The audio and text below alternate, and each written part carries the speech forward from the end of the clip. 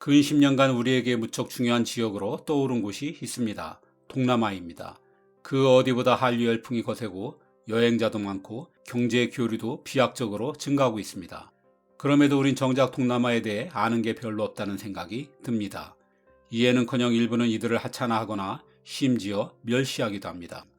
하지만 수많은 나라가 명멸해간 긴 세월 속에서 거저 살아남은 나라는 없습니다. 동남아의 11개국 역시 존중받아 마땅한 수천 년 역사의 승자들이란 얘기입니다. 그래서 귀에 닿는 대로 동남아를 이해하는 데 도움이 될 만한 주제들을 다뤄보려 합니다. 오늘은 그 첫 번째로 일종의 오리엔테이션입니다.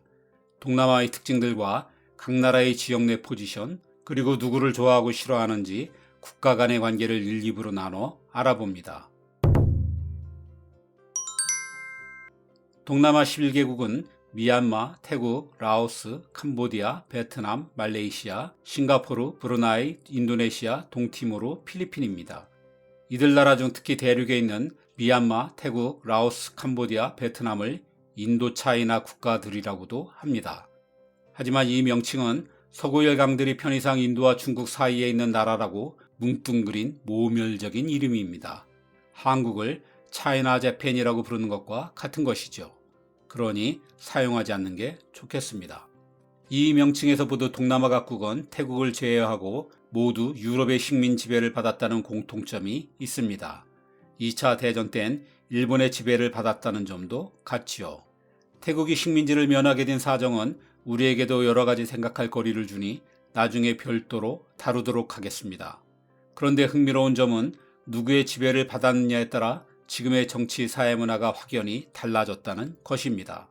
독립 전까지 미얀마, 말레이시아, 싱가포르, 브루나이는 영국, 인도네시아는 네덜란드, 필리핀은 미국, 동티모르는 포르투갈의 식민지였습니다. 이 국가들은 대부분 식민국의 의회제와 선거제의 영향을 받으면서 왕정이 무너졌습니다. 선거는 하지만 일당의 독주가 계속되고 있는 싱가포르를 제외하면 여야의 정권 교체도 비교적 순조롭습니다. 다만 원래부터 이슬람 왕국이었던 브루나이는 열애입니다. 한편 식민 경험이 없는 태국은 여전히 왕정이 남아 있습니다. 형식적으로는 입헌군주제입니다. 하지만 왕의 영향력이 막강한 데다 건듯하면 쿠데타를 일으키는 군부로 인해 아직 완전한 민주국가는 아닙니다. 특이한 곳은 프랑스 식민지들입니다. 프랑스의 식민 지배를 받은 나라들은 독립 후 하나같이 공산 정권을 경험했습니다. 오직 수탈에만 몰두한 프랑스로 인해 민주주의를 전혀 경험하지 못한 채 독립한 영향이라고 할 수 있습니다. 그중 베트남과 라오스는 여전히 일당 지배국이고 캄보디아는 야당이 존재는 하지만 정권 교체는 현실적으로 불가능하며 왕실도 남아 있습니다. 동남아는 500만 제곱킬로미터의 면적에 약 6억 1천만 명의 사람이 살고 있습니다. 지구 전체의 3.4% 면적에 7.7%의 인구인이 상당히 조밀한 지역이죠. 이 중 인도네시아가 땅 크기로도 1등이고 2억 7천만 명으로 인구도 압도적으로 1위입니다. 반면 브루나이는 크기도 제일 작고 45만 명으로 인구도 제일 적습니다. 독립의 역사가 가장 짧은 동티모르와 함께 이 지역에선 존재감이 많이 떨어지죠. 하지만 땅이 크고 인구가 많다고 강국은 아닙니다. US 뉴스 앤 월드 리포트의 2022년 조사 발표를 보면 동남아에서 가장 강력한 국가는 베트남과 싱가포르가 1, 2위입니다. 베트남은 강한 군사력과 최근의 급격한 경제 성장이 큰 점수를 얻었고 싱가포르는 압도적인 경제력이 높은 평가를 받은 것으로 보입니다. 이어 인도네시아, 태국, 필리핀, 말레이시아 순서이지만 이들 간의 격차는 그리 크지 않아 동남아를 이끌어 나갈 절대 강국은 없다고 할 수 있습니다.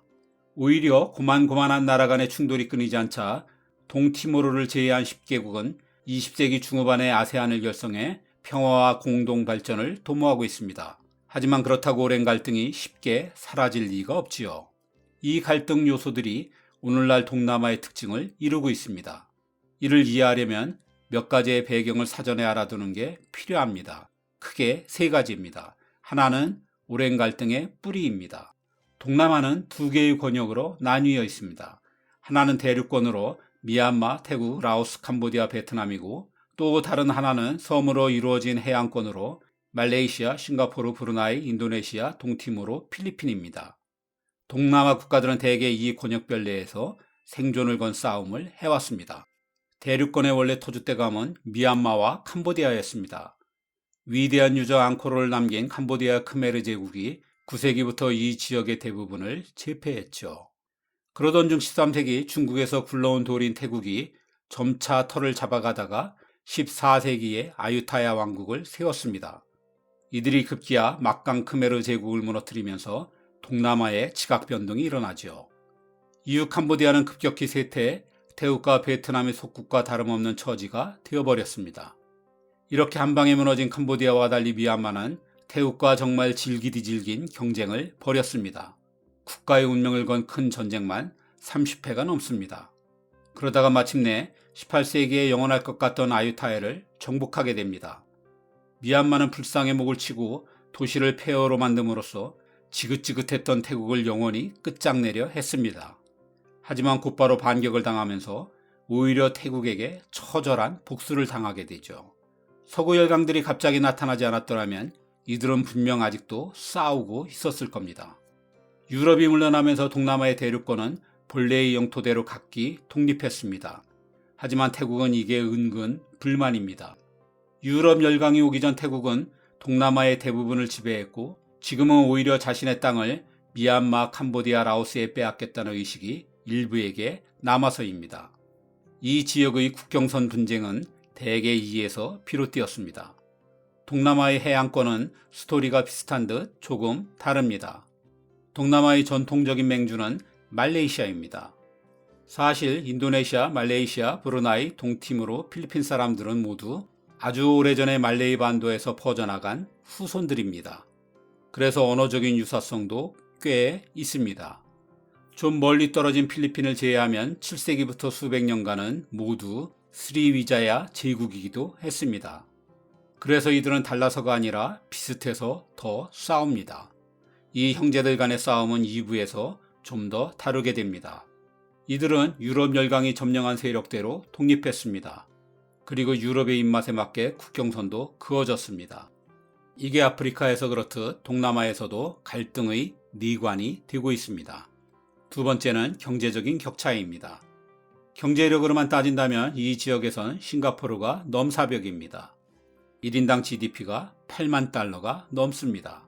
하지만 인구 600만의 작은 도시 국가라는 분명한 한계가 있습니다. 반면 태국은 전체 GDP 5천억 달러에 1인당 GDP가 7천 달러입니다. 전형적인 중진국 수준이지만 인구가 7,200만 명의 안정적인 규모의 경제를 가진 나라입니다.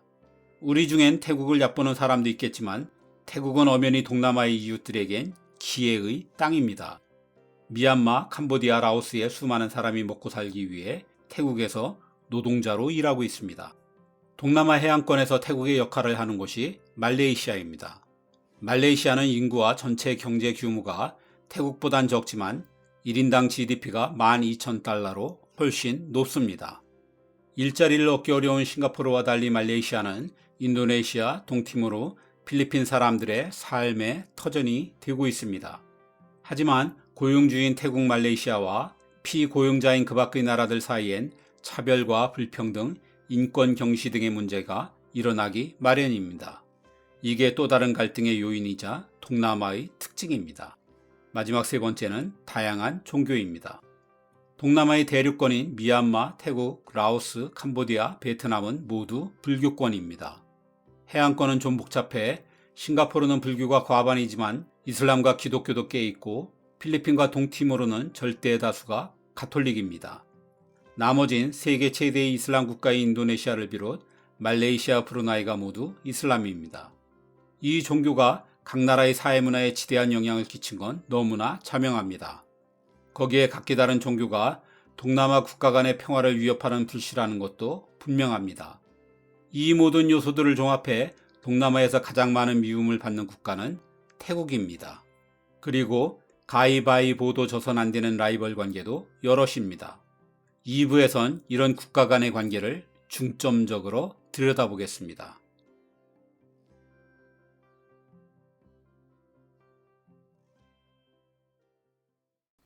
1부에선 오늘날의 동남아를 있게 한 배경을 주로 알아보았습니다. 2부에선 이 배경에서 비롯된 국가 간의 관계입니다.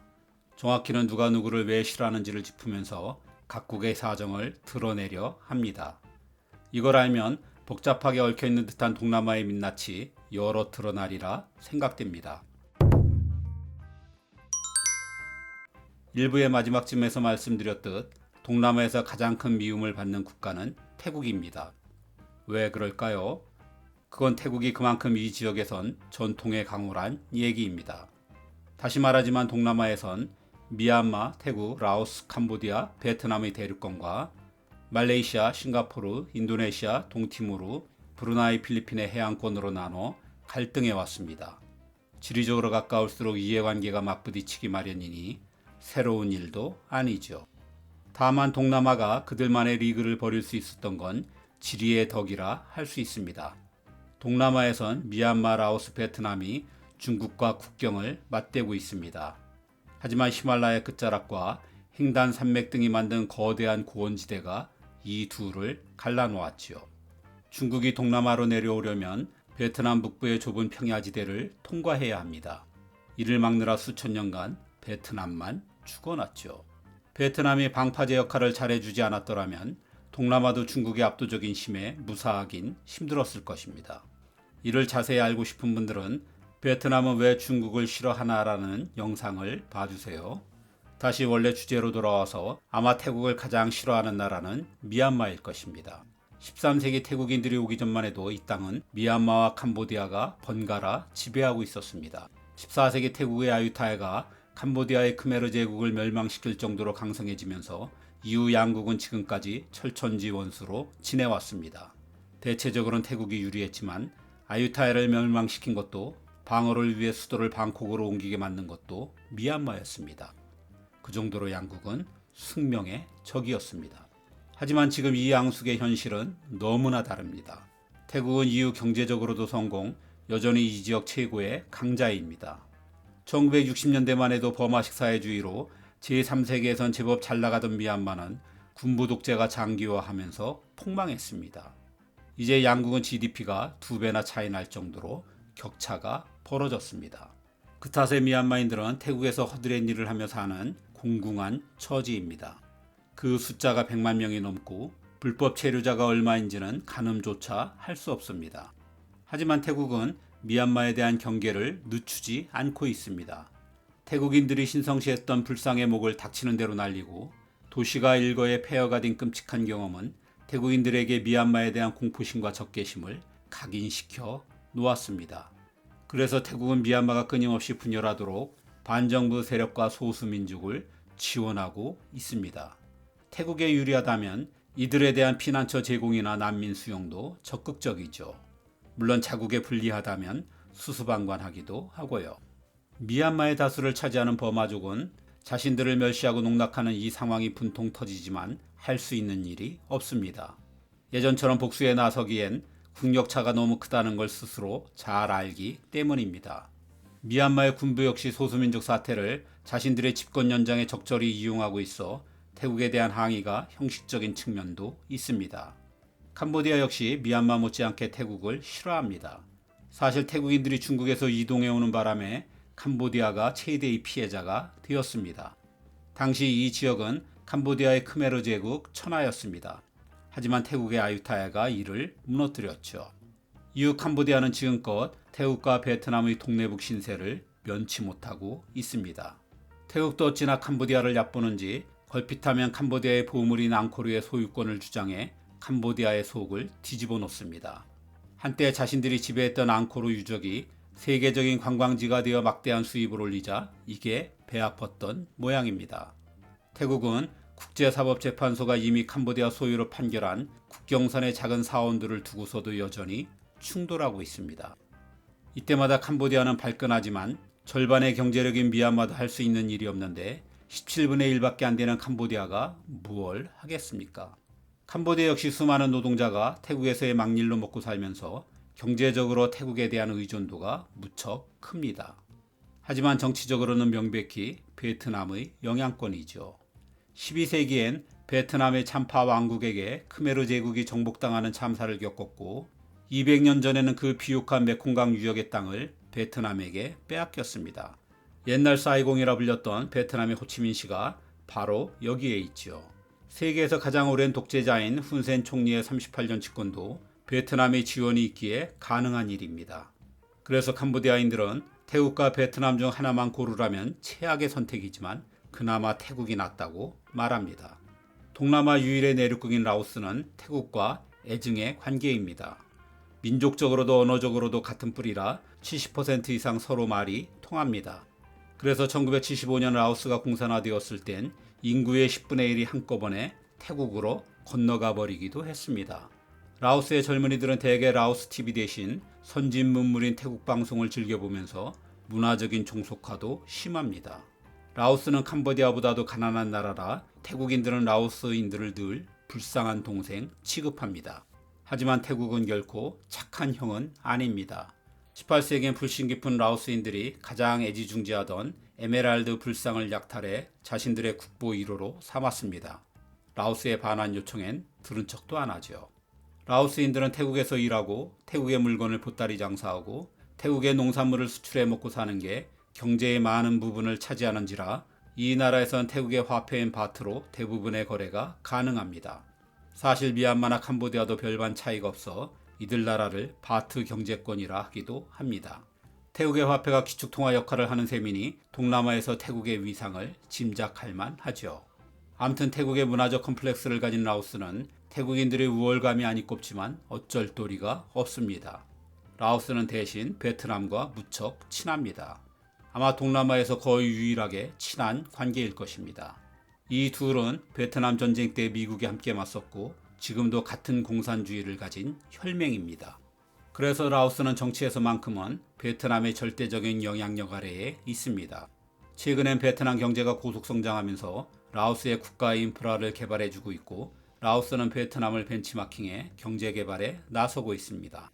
베트남은 중국으로부터 살아남기가 지정학적으로 숙명인 나라입니다. 베트남은 왜 중국을 싫어하나라는 영상을 참고하세요. 자꾸만 남진하는 중국과 싸우느라 동남아 국가들과의 본격적인 충돌은 상대적으로 늦은 편이었죠. 하지만 17, 18세기 드디어 태국의 동진 정책과 베트남의 남서진 정책이 만나면서 주로 캄보디아와 라오스에서 맞대결하게 되었습니다. 이렇게 시작된 악연은 베트남 전쟁 때 태국이 미국을 지원함으로써 둘은 원수지간이 되죠. 하지만 10여 년 전만 해도 태국에게 베트남은 안중에도 없는 나라였습니다. 베트남이 프랑스, 미국, 중국과 20세기 말이 되도록 독립전쟁을 치르느라 양국의 경제력은 차마 비교가 안 될 정도로 격차가 컸습니다. 베트남인들에게도 태국은 일자리가 있는 기회의 땅으로 많은 노동자가 태국에서 막노동을 했고 태국인들은 이들을 멸시했습니다. 하지만 태국이 중진국 함정에 빠져 주춤하는 사이 베트남은 지난 10년 동안 해마다 5에서 7%씩 성장해 왔습니다. 아직 1인당 GDP에선 차이 나지만 국가 GDP에선 80% 수준까지 따라잡았습니다. 이렇게 되자 태국은 요즘 베트남의 위협을 느끼고 있습니다. 더구나 5년 후에는 베트남이 추월할 것이란 IMF의 경제 전망으로 태국은 동남아 대륙권의 일강으로서의 지위가 무너질까봐 노심초사하고 있습니다. 반면 그간 서러움을 당했던 베트남은 이제 하늘을 찌를 듯한 자신감으로 무엇이든 태국은 이기고 보자는 생각입니다. 최근 베트남과 태국이 축구만 하면 한일전이 무색할 정도로 과열되는 게 이런 사정에서입니다. 이렇듯 태국은 모든 이웃이 부러워하고 시샘하는 나라지만 요즘 고민이 많습니다. 코로나 이후 경제는 기대만큼 회복되지 않고 있고 태국에서 가장 심각한 문제 중 하나인 개인 간의 빈부격차와 도농 간의 경제 격차는 더욱 악화 일로입니다. 여기에 이제 겨우 중진국인데 벌써 한국보다 더 빠른 속도로 출산율이 떨어져 잠재 성장률마저 나락으로 가는 중입니다. 그런 와중에 더 살기 어려워진 주변국으로부터 불법 이주 노동자들과 난민들이 사실상 막을 방법이 없는 국경의 밀림을 통해 쏟아져 들어와 태국은 요즘 무척 곤혹스럽습니다. 동남아 오리엔테이션은 원래 2부에서 끝낼 작정이었습니다. 그런데 아무리 줄여도 할 얘기가 너무 많네요. 정말 마지막인 3부에서 나머지 동남아 해안권 국가 간의 관계를 마무리 짓도록 하겠습니다.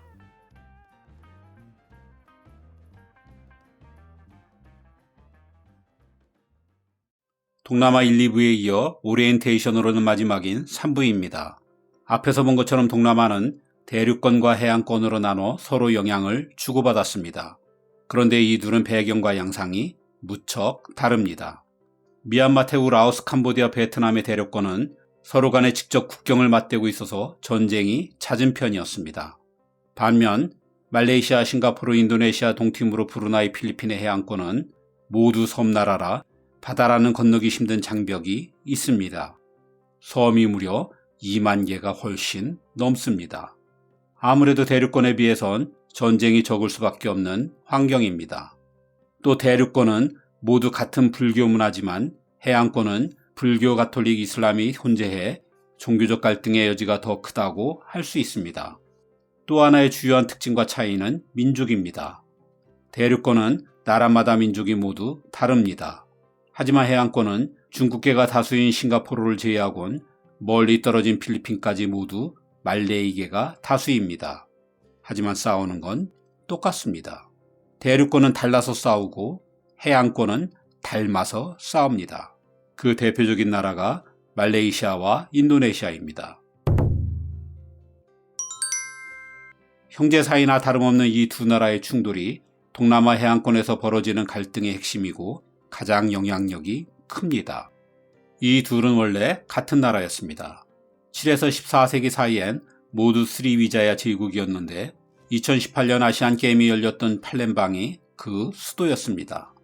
스리위자야는 인도 남부의 촐라 제국에게 멸망했습니다. 그 후 군소 왕국이 난립했음에도 말레이시아와 인도네시아의 영토 구분은 없었습니다. 역사적으로 인도네시아는 늘 형의 위치였습니다.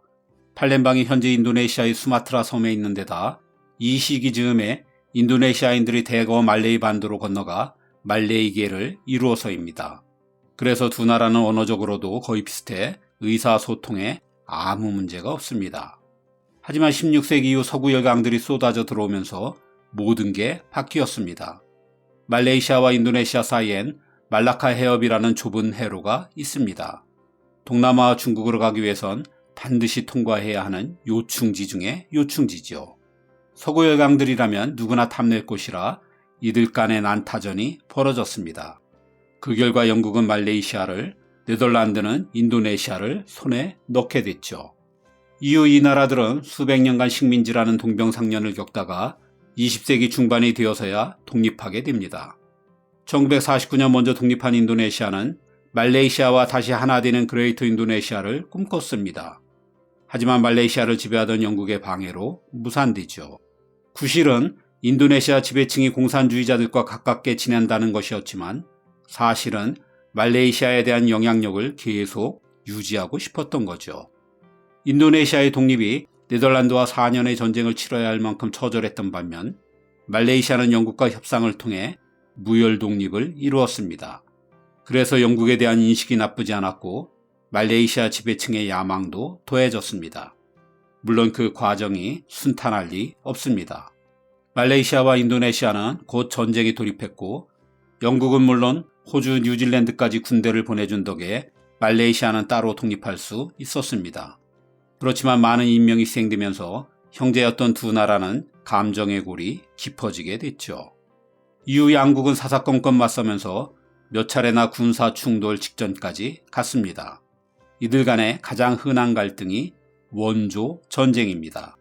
춤과 음식, 전통의상, 염색 방식, 문자 등을 두고 원래 누구 것이냐는 것입니다.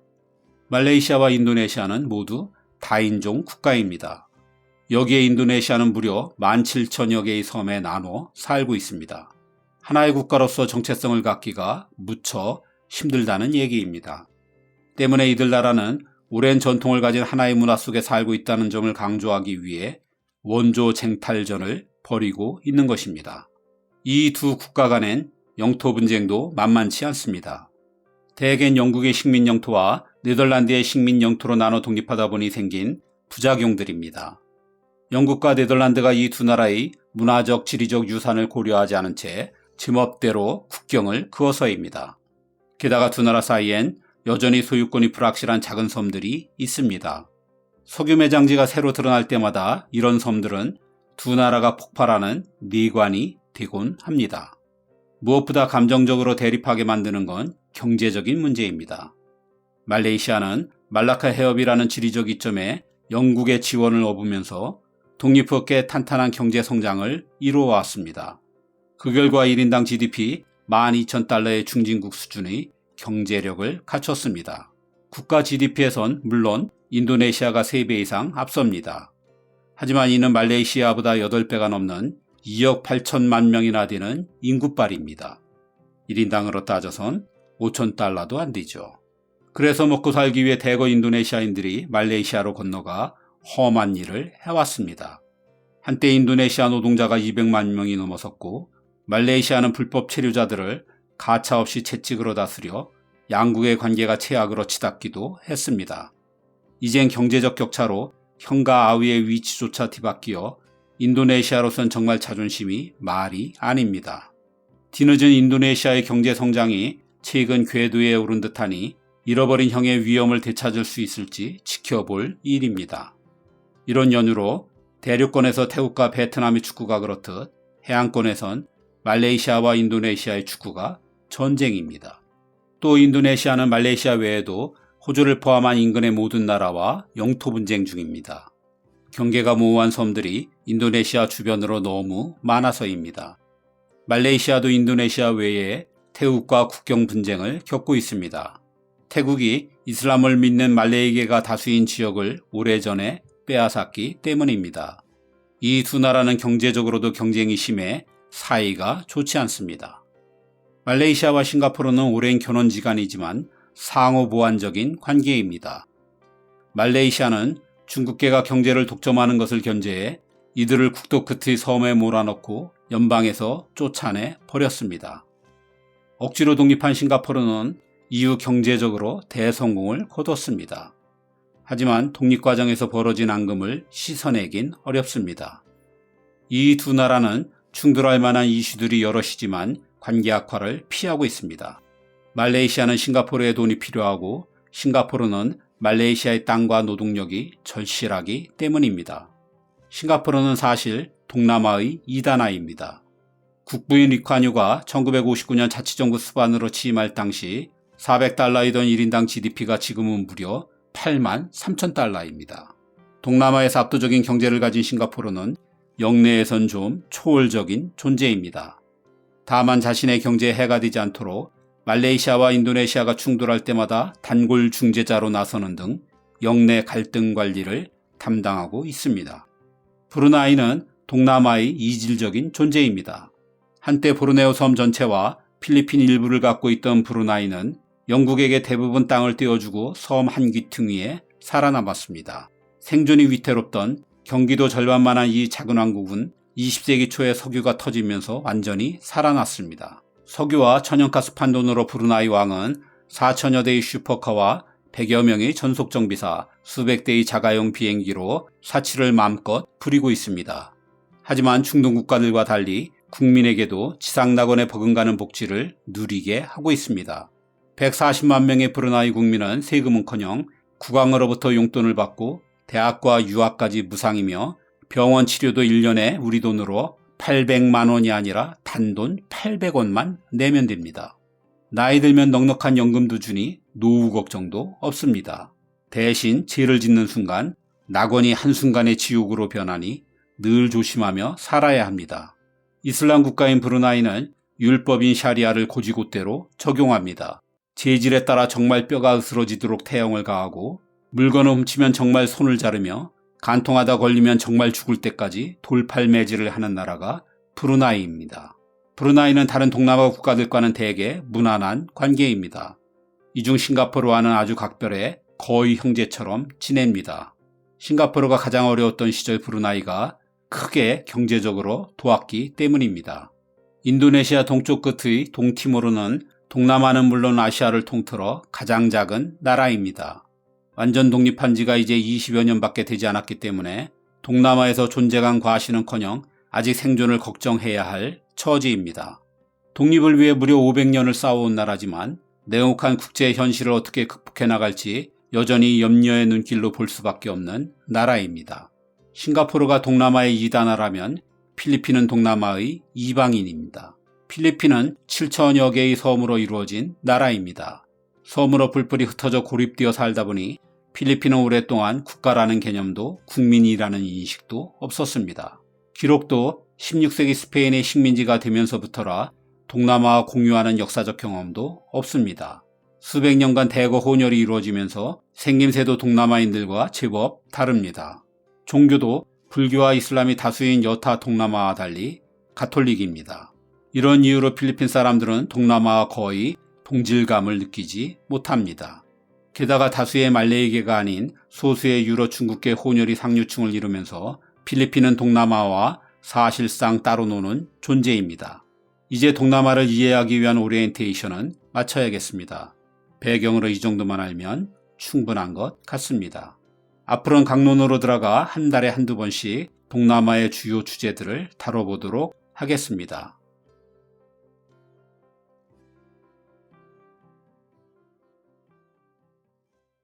동남아를 여행하다 보면 목이 잘린 불상을 정말 많이 보게 됩니다. 세계 3대 불교 유적지인 캄보디아의 앙코르와트와 인도네시아의 보로부두르, 태국의 두 번째 왕조였던 아유타야가 그 대표들이죠. 우리도 별반 다르진 않습니다. 경주의 남산이나 전남 화순의 운주사에 가면 불두가 떨어져 나가고 몸통만 남은 불상이 흔합니다. 불교에서 가장 신성시하는 이 불상에 무슨 일일까요? 나라마다 각기 다른 사정과 이유가 있지만 크게 구분하면 네 가지입니다. 첫 번째는 자연적인 현상입니다. 머리가 없는 대부분 불상은 단단한 돌을 깎아 만든 석불입니다. 돌을 조각하는 건 정말 어려운 일이죠. 끌과 망치만으로 모든 작업을 해야 했던 옛날 석공들에겐 더 그랬을 것입니다. 석공들은 정교한 작업을 위해 하나의 돌을 깎아 전신을 만들기보단 몸과 머리, 손 등을 따로따로 제작했습니다. 그리고 하나로 조립했죠. 특히 머리 부분은 무게를 지탱하기 위해 새로 만든 촉을 꽂아 연결했습니다. 단단하기 그지없는 화강암이 주재료인 신라 불상도 마찬가지였습니다. 이렇게 만들어진 불상은 목 부분이 가장 약할 수밖에 없었습니다. 야외에 자리한 이 석상들은 긴 세월 끊임없이 불어오는 비바람에 쓰러지며 결국 목이 부러져 버렸습니다. 세계 어디서나 머리 없는 불상이 흔한 첫 번째 이유가 바로 이것입니다. 불상은 지진에도 무척 약했습니다. 땅이 흔들릴 때마다 마치 가을바람의 낙엽처럼 불상의 머리도 우수수 떨어졌죠. 인도네시아의 보로부두르는 11세기의 인근의 화산 폭발로 아예 사원 전체가 통째로 화산재에 묻혀버리기도 했습니다. 이때 발생한 지진으로 많은 불상이 머리를 잃었습니다. 두 번째 이유는 약탈과 밀매입니다. 단일 불교 건축물로는 세계 최대를 자랑하는 보로부두르 사원은 무려 504개의 불상이 모셔져 있었습니다. 800년 넘게 화산재에 덮여있던 보로부두르는 19세기 네덜란드 식민지 시절 도굴꾼으로 들끓었습니다. 부처의 목은 행운을 가져오는 마스코트로 여겨졌습니다. 식민 지배자들에게 바쳐지는 최고의 선물 중 하나였죠. 친교를 맺기 위해 네덜란드인들은 불교 왕국인 태국 국왕에게도 보로부두르의 불상머리를 선물했습니다. 이렇게 세계 도처로 팔려나간 불상머리는 수백 개일 것으로 추정됩니다. 태국의 옛 수도인 아유타야에서도 수많은 불두가 미국과 유럽의 개인 수집가들에게 팔려나갔습니다. 그 일부는 미국의 3대 미술관 중 하나인 시카고 미술관에서 발견되었습니다. 태국 정부의 반환 요청은 당연히 거부되었습니다. 라오스의 와시사케 사원 불상도 캄보디아의 앙코르와트 불상도 유럽인들에 의해 머리가 잘린 채 팔려나갔습니다. 특히 캄보디아의 사례는 더 비극적입니다. 킬링필드라는 대학 사일극을 벌였던 크메르 루즈 공산반군은 직접 불상 판매에 나서는 만행도 저질렀습니다. 부처머리가 돈이 되는 걸 알았던 것입니다. 이들은 불두를 팔아 일부는 착복하고 일부는 총을 사들였습니다. 우리도 일제강점기의 피해국입니다. 회불된 불상이 얼마나 되는지는 아무도 모릅니다. 하지만 경주에 있는 굴불사지 불상의 머리를 일본인이 떼어갔다는 기록은 남아 있습니다. 이처럼 불상의 머리가 밀매의 대상이 된 건 무엇보다 큰 돈이 된다는 것과 불상 전체를 가져가긴 어려워도 머리만 떼어가는 건 쉬웠기 때문입니다. 이렇게 되어 서양의 박물관엔 불상머리만 가득하게 됐고 동양의 불교 유적지엔 불상 몸뚱아리만 을신연스럽게 남게 되었습니다. 그리고 지금도 불상의 머리는 공공연히 시장에서 거래되고 있습니다. 세 번째는 종교적 박해입니다. 중세 때의 십자군 전쟁은 많은 부작용을 낳았습니다. 그 중에 하나가 반달리즘입니다. 십자군들은 가는 곳마다 가짜 우상을 없앤다며 파괴를 일삼았습니다. 그 대상은 대부분 그리스와 로마 때 만들어진 각종 신전 조각상이었습니다. 이런 일이 18, 19세기의 아시아에서도 일어났습니다. 아시아를 식민지로 삼은 유럽의 기독교인들에게 불상은 십자군의 그리스 로마 조각과 다를 바 없는 가짜 우상이었습니다. 이것이 사원을 파괴하고 불상의 머리를 떼어가는데 아무 죄책감도 들지 않게 했죠. 이들은 불상의 머리를 자르면서 불교의 권위를 약화시키고 기독교의 우위를 드러내려 했습니다. 이건 중남미에서 잉카의 신전을 허문 자리에 일부러 교회를 세운 것과 일맥상통하는 반달리즘이었습니다. 불상에 대한 종교적 박해는 같은 국가 내에서도 일어났습니다. 네덜란드인들이 앞서서 보로부두르 사원을 약탈할 무렵 인도네시아는 불교 국가에서 이슬람 국가로 바뀌어 있었습니다. 이슬람인들에게 보로부두르는 예전과 같은 신성한 장소가 아니었습니다. 비록 잠시지만 인도네시아가 불상 밀매에 수수방관했던 것도 이런 종교적 변화와 무관하다 할 수 없습니다. 1970년대 캄보디아의 폴포트 공산 정권은 아예 장갑차를 동원해 앙코르의 수많은 유적을 내다 팔았습니다. 이들은 불상을 사격 연습의 표적판으로 삼기도 했습니다. 카를 마르크스가 종교는 인민의 아편이다라고 일갈하듯 공산주의 특유의 반종교주의가 앙코르의 순환을 가져왔던 것입니다. 이런 현상은 조선에서도 뚜렷했습니다. 조선왕조실록엔 간혹 땀 흘리는 불상이 나타나면 세상을 현혹한 죄를 물어 유생들이 석불의 목을 잘랐다는 기록이 있습니다. 경주의 분황사 우물에선 이렇게 버려진 얼굴 없는 불상이 수십 점 발굴되기도 했습니다. 조선 내내 계속되었던 숭유억불 정책의 하나였던 거죠. 마지막으로는 상징물 파괴입니다. 동남아의 역사는 오랜 세월 지금의 태국과 미얀마와 캄보디아의 각축장이었습니다. 미얀마와 캄보디아가 전통의 박힌 돌이라면 태국은 중국에서 굴러온 돌이었습니다. 태국과 미얀마만 해도 국가의 운명을 건 전쟁이 30회 이상입니다. 이 징글징글한 숙명의 라이벌들은 전쟁에서 이길 때마다 상대국 불상의 목부터 쳤습니다. 적국의 정신적인 구심점을 말살하기 위해서입니다. 이들은 적국의 신성을 참수해 두려움을 안겨주고 다시는 부활하지 못하도록 근본을 없애고자 했습니다. 이런 상징물 파괴는 역사가 오래되었습니다. 고대 이집트는 적국이 소중히 여기는 조각상을 골라 코를 집중적으로 부수었습니다. 숨쉬는 곳을 없애면 생명력을 잃어 적이 다시는 일어나지 못할 것이라 여겨서입니다. 20세기 몽골을 지배한 소련도 수많은 몽골 불상의 목을 쳤습니다. 예전에 몽골 제국의 수탈에 시달렸던 러시아는 그 안갚음을 할 겸 몽골의 상징물을 파괴해 기운을 완전히 꺾으려 했던 것입니다. 그래서일까요? 이후 몽골은 국제사회에서 존재감 하나 없는 약소국으로 전락했습니다. 하지만 동남아는 다르죠. 유럽이 오랫동안 적국의 예수도 적으로 여겨 싸운 것처럼 이들도 적국의 부처는 적으로 간주해 상대를 말살하려 해왔습니다. 하지만 그럴 때마다 이들은 무사히 부활해 여전히 으르렁거리고 있습니다. 불상 파괴가 기대와 달리 아무 효험이 없었던 거죠. 만약 다시 전쟁이 일어난다면 승자가 패자의 불상을 치는 일이 또 벌어질지 두고 봐야 할 것 같습니다.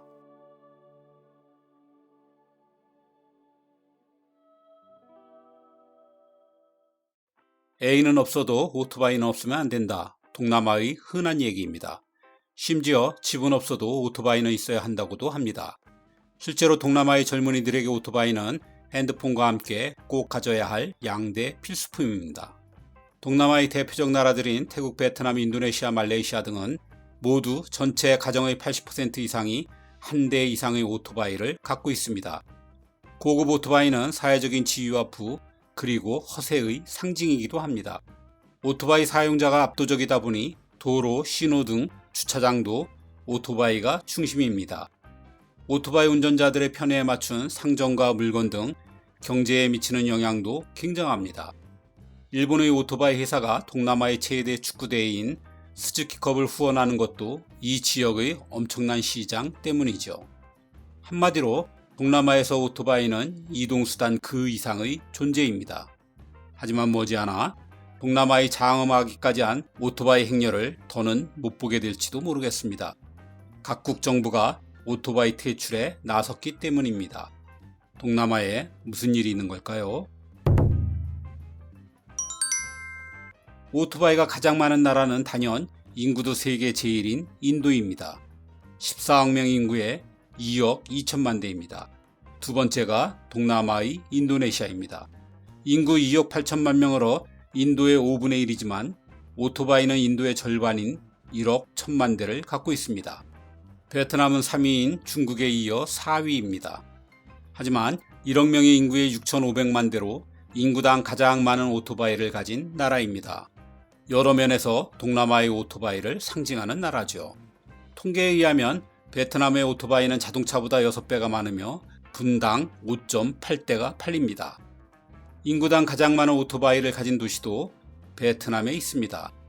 840만 명의 하노이엔 570만 대가 있고 900만 명의 호치민엔 무려 850만 대의 오토바이가 있습니다. 남녀노소 가릴 것 없이 1인당 한 대씩은 있다는 얘기죠.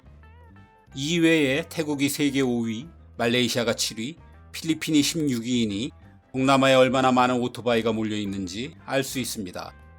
동남아에 유독 오토바이가 많은 건 여러 이유가 있습니다. 우선 지난 20여 년간의 경제 성장으로 이루어진 급격한 도시화가 근원이라 하겠습니다. 농촌에서 일자리가 많은 대도시로 인구가 대거 몰리면서 교통 대란이 벌어지기 시작했습니다.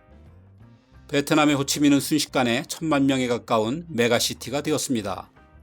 호치민으로 출퇴근하는 광역도시까지 합하면 2천만 명이 넘습니다. 이런 도시의 지하철이 이제야 건설 중입니다. 위성도시와 호치민을 연결하는 대중교통수단은 버스뿐입니다. 그마저도 태부족입니다. 게다가 길마저 좁아 교통체증이 일어나지 않는 게 오히려 이상합니다. 인도네시아의 자카르타는 광역권까지 합하면 무려 3천만 명이 넘습니다.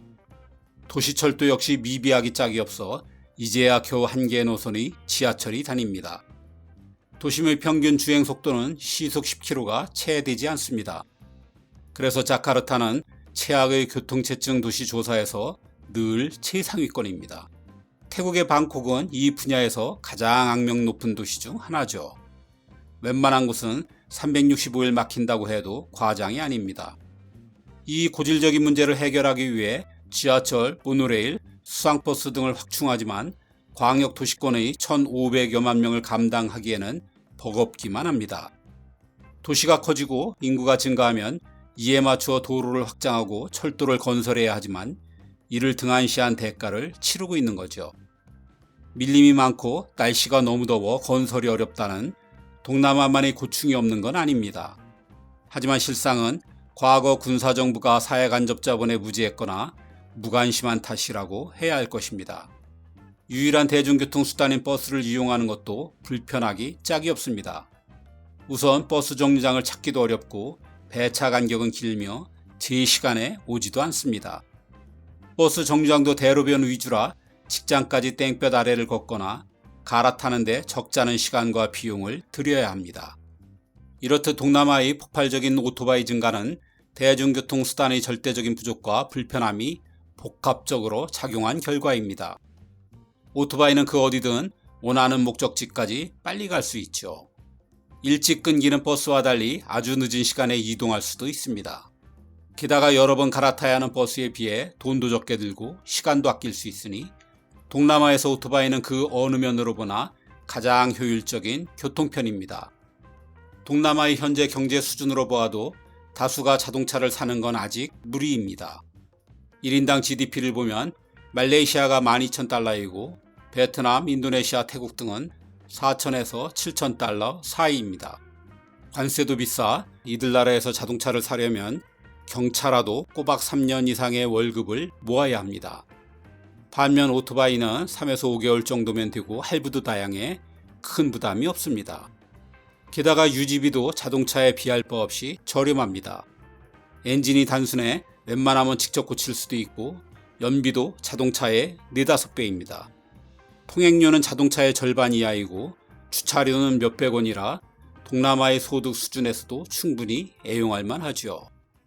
우리 같은 긴 겨울이 없어 1년 내내 쓸 수 있다는 점도 오토바이의 장점입니다. 그런데 이런 동남아인들의 발을 각국 정부가 나서 없애려 합니다. 오토바이가 많은 이유만큼이나 오토바이를 퇴출하려는 이유도 여럿이지만 그 중에서도 동남아 대도시들이 공통으로 가진 치명적인 이유가 있습니다. 그건 생명을 위협하는 수준으로 치솟은 대기 오염입니다. 최근 세계보건기구, 스위스의 IQ 에어 등 그 어떤 조사에서도 동남아의 대도시들은 세계 최악으로 꼽히고 있습니다. 분석에 의하면 인도네시아의 자카르타, 베트남의 하노이 등은 오염도시의 대명사인 중국의 베이징, 인도의 뉴델리, 파키스탄의 라오르와 어깨를 나란히 합니다. 대기 오염의 주범은 크게 2가지로 꼽히는데 화력발전과 오토바이입니다. 그중 좀 더 만만한 오토바이를 골라 우선 규제하겠다는 것이죠. 한 환경단체의 조사에 의하면 오토바이는 자동차보다 대기 오염 물질을 4배나 더 많이 배출한다고 합니다. 오토바이로 인한 대기 오염이 극심한 도시 중 하나가 하노이입니다. 오죽 심하면 런던 스모그를 이젠 하노이 스모그가 이어받았다고 할 정도입니다. 호치민도 크게 다르지 않아 이 두 도시는 미세먼지가 기준치 이하인 날이 1년에 40일도 안 됩니다. 이에 베트남 정부는 2030년도까지는 대도시에서 오토바이 운행을 전면 중단키로 했습니다. 가장 심한 하노이는 일부 구간에서 당장 내년부터 운행 제한을 한다는 방침입니다. 최악의 도시로 수차례 선정된 자카르타도 규제를 서두르고 있습니다. 이 상태가 계속되면 국민의 기대 수명이 1~2년 단축될 수도 있다는 연구 결과가 나와 비상입니다. 방콕 역시 낡은 오토바이가 대기 오염의 주범 중 하나지만 북부에선 화전이 더 문제입니다. 보통 3~4월께 숲을 태운 연기와 채가 하늘을 덮으면서 치앙마이와 치앙라이 같은 도시는 주민들이 정부에 집단 소송을 제기할 정도로 오염이 극심합니다. 이 외에도 오토바이는 동남아에서 교통사고의 원흉입니다. 태국에서는 오토바이 사고로 숨지는 사람이 매년 2만 명 이상입니다. 베트남은 헬멧 착용을 의무화하고 있는데도 매년 10,000명 가까이나 됩니다. 인도네시아는 시리아에 이어 교통사고 사망률이 2위인 나라로 75%가 오토바이로 인한 것입니다. 게다가 오토바이를 이용한 소매치기 등의 범죄가 매년 늘고 있고 무분별한 경적 사용으로 도시 소음의 주범으로도 꼽힙니다. 이런 이유로 오토바이를 가급적 빨리 도시에서 몰아낸다는 게 동남아 각국의 확고한 입장입니다. 그런데 동남아인들의 삶이자 생활이자 문화가 된 오토바이를 과연 없앨 수 있을까요? 쉽지 않을 것입니다. 도시철도와 지하철, 버스 등의 대체 수단이 마련되지 않는 한 국민 반발은 불을 보듯 뻔합니다. 마련되더라도 어디든 문 앞까지 쉽게 갈 수 있는 오토바이의 도어투도어의 편리함을 포기하기도 어려울 것입니다. 오토바이에 맞춘 각종 상업시설도 모두 철거해야 합니다. 우버를 물리치고 동남아의 유니콘 기업이 된 그랩이나 고잭 같은 차량 공유 서비스 업체는 큰 타격이 불가피합니다. 수많은 오토바이를 기반으로 하기 때문입니다. 우리보다 앞선다는 배달 문화와 배달업체도 오토바이 규제와 함께 사라질 수도 있습니다. 동남아인들의 가장 확실한 대출 담보물인 오토바이가 가치를 잃으면 금융도 손해를 봐야 할지 모릅니다. 이렇듯 일시적일 수도 있지만 교통대란, 실업자급증, 경제적 혼란은 오토바이를 없애려면 각오해야만 하는 일입니다. 대기 오염은 모두에게 똑같은 재앙일 것 같지만 사실은 이마저도 불평등합니다. 오염된 야외에서 종일 일하는 빈자들이 더 큰 고통을 겪어야 해서입니다. 요즘 동남아의 딜레마입니다. 오토바이를 없애는 것도 유지하는 것도 서민들에겐 모두 고단한 일입니다. 국민생활 불편을 최소화하면서 오토바이를 감축하는 것. 과연 동남아가 이 만만치 않은 방정식을 풀 수 있을지 궁금합니다.